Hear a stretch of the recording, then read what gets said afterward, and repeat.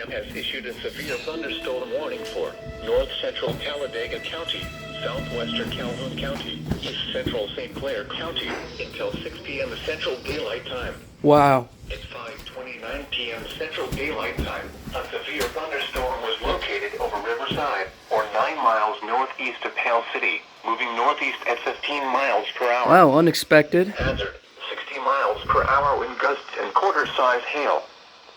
Source, radar indicated. Impact, hail damage to vehicles is expected. Expect wind damage to roofs, siding, and trees. Locations impacted include Lincoln, Riverside, Ragland, Ohatchee, Honda Manufacturing of Alabama, Neely Henry Lake, Logan Martin Lake, Anniston Army Depot, and Neely Henry Dam. For your protection, move to an interior room on the lowest floor of a building. Repeating, a severe thunderstorm warning has been issued until 6 p.m. Central Daylight Time for the following county: St. Clair, Alabama. Wow. The current time is 5:31 p.m.